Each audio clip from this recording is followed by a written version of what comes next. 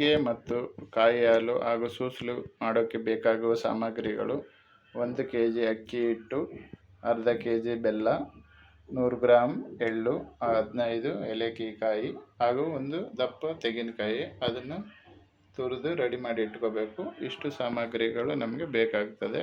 ಈಗ ನಾವು ಕಾಯಿ ಹಾಲು ಮಾಡಲು ಸ್ಟವ್ನಲ್ಲಿ ಒಂದು ಪಾತ್ರೆಯಲ್ಲಿ 1 ಲೀಟ್ರ್ ನೀರು ಹಾಕಿ ಬಿಸಿ ಮಾಡಬೇಕು. ಅದನ್ನು ಈಗ ನಾವು ಕಾಯಿ ಹಾಲಿಗೆ ತುರಿದಿರ್ತಕ್ಕಂಥ ತೆಂಗಿನಕಾಯಿನ ನಾವು ನೈಸಾಗಿ ಮಿಕ್ಸಿಲಿ ರುಬ್ಬಿ ಇಟ್ಟಿದ್ದೀವಿ. ಅದು ಜಸ್ಟ್ ಒಂಥರ ಹಾಲು ಥರನೇ ಆಗಿದೆ.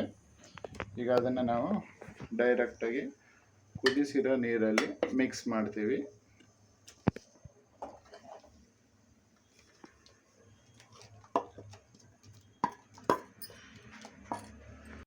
ಈಗ ಈ ಥರ ನಾವು ಮಿಕ್ಸ್ ಮಾಡ್ಕೋಬೇಕು ಬಾಯ್ಲ್ ಆಗಿರೋ ನೀರಲ್ಲಿ ಕಾಯಿ ಹಾಲನ್ನ. ನಂತರ ನಾವು ಈಗ ಪುಡಿ ಮಾಡಿರೋ ಬೆಲ್ಲನ ಕಾಯಿ ಹಾಲು ಜೊತೆಗೆ ಮಿಕ್ಸ್ ಮಾಡ್ಕೊತೀವಿ. ಸ್ವಲ್ಪ ಏಲಕ್ಕಿ ಕಾಯಿನ ಹಾಕೊಂಡು ಈಗ ನಾವು ಇದಕ್ಕೆ ಕಾಯಿ ಹಾಲಿಗೆ ಬೆಲ್ಲನ ಸ್ವಲ್ಪ ಮಿಕ್ಸ್ ಮಾಡ್ತೀವಿ. ನಿಧಾನವಾಗಿ ಹಾಕಬೇಕು, ಇಲ್ಲಾಂದರೆ ಅದು ಹೊರಗಡೆ ಆರುತ್ತೆ. ಈ ಥರ ಹಾಕಿ ನಾವು ಇದನ್ನು ಮಿಕ್ಸ್ ಮಾಡ್ಕೋಬೇಕು. ಚೆನ್ನಾಗಿ ಬಾಯ್ಲ್ ಆಗಬೇಕು, ಯಾಕಂದರೆ ಬೆಲ್ಲ ಎಲ್ಲ ಸ್ವಲ್ಪ ಕರಗಬೇಕು.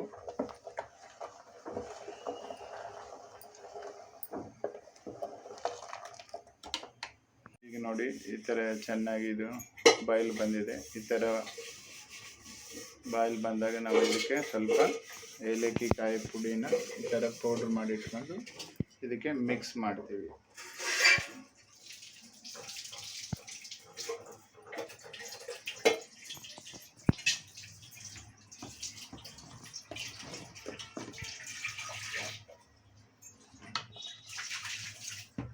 ಈಗ ಇದು ಚೆನ್ನಾಗಿ ಬಾಯ್ಲ್ ಆಗ್ತಾ ಇದೆ. ಹಾಗೆ ನಾವು ಇನ್ನೊಂದು ಪ್ಯಾನಲ್ಲಿ ನಾವು ಈಗ ಸೂಸಲು ಮಾಡ್ಕೋಬೇಕು. ಈಗ ನಾವು ಎಳ್ಳನ್ನ ಸ್ವಲ್ಪ ಫ್ರೈ ಮಾಡ್ಕೋತೀವಿ ಇದರಲ್ಲಿ.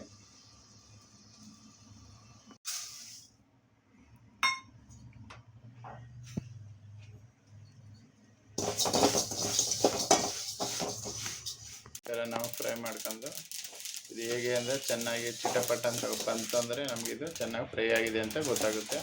ಈಗ ಇದನ್ನು ಸಪ್ರೇಟ್ ಒಂದು ಪಾತ್ರೆಗೆ ಇಟ್ಕೊತೀವಿ. ಈ ಪಾತ್ರೆಗೆ ಹಾಕಿದ್ದೀವಿ ಫ್ರೈ ಆಗಿರೋ ಎಳ್ಳನ್ನ. ಸ್ವಲ್ಪ ಇದಕ್ಕೆ ಏಲಕ್ಕಿ ಪೌಡ್ರ್ ಮಿಕ್ಸ್ ಮಾಡಿದ್ದೀವಿ. ಈಗ ಇದನ್ನು ನಾವು ಮಿಕ್ಸಿಲಿ ಹಾಕಿ ಪೌಡ್ರ್ ಥರ ರೆಡಿ ಮಾಡಿ ಇಟ್ಕೋಬೇಕು. ಜೊತೆಗೆ ಸ್ವಲ್ಪ ಬೆಲ್ಲನೂ ಸಹ ಮಿಕ್ಸಿಲಿ ಎಳ್ಳು ಜೊತೆಗೆ ಹಾಕಿ ಪೌಡ್ರ್ ಮಾಡಿ ರೆಡಿ ಮಾಡ್ಕೋಬೇಕು.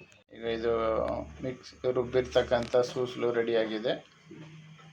ನಂತರ ನಾವು ಈಗ ಶಾವಿಗೆ ಮಾಡಲು ಒಂದು ಪಾತ್ರೆಯಲ್ಲಿ 1.5 ಲೀಟ್ರ್ ನೀರು ಹಾಕಿ ಸ್ವಲ್ಪ ಅದನ್ನು ನಾವು ಬಾಯ್ಲ್ ಮಾಡಿ ರೆಡಿ ಮಾಡ್ಕೋಬೇಕು. ಆಮೇಲೆ ಇದಕ್ಕೆ ಅಕ್ಕಿ ಹಿಟ್ಟು ಹಾಕಿ ಮಿಕ್ಸ್ ಮಾಡಬೇಕು. ಈಗ ಸ್ವಲ್ಪ ಅದು ಬಿಸಿ ಆದ ನಂತರ ನಾವು ಸ್ವಲ್ಪ ಅಕ್ಕಿ ಹಿಟ್ಟನ್ನ ಹಾಕಿ ಇದಕ್ಕೆ ಮಿಕ್ಸ್ ಮಾಡ್ಕೋತೀವಿ. ಯಾಕೆಂದರೆ ಕೊನೆಯಲ್ಲಿ ಅದು ನಮಗೆ ಆ ಹಿಟ್ಟು ಚೆನ್ನಾಗಿ ಬರುತ್ತದೆ. ನೋಡಿ, ಚೆನ್ನಾಗಿ ಬಾಯ್ಲ್ ಆಗಿದೆ ಇದು.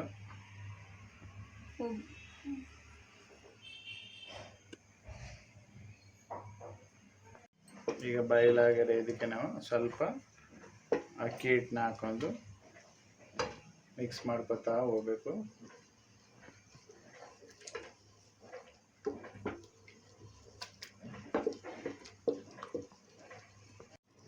ಈ ಥರ ಚೆನ್ನಾಗಿ ಅದನ್ನು ಮಿಕ್ಸ್ ಮಾಡ್ಕೋಬೇಕು ಹಿಟ್ಟನ್ನ.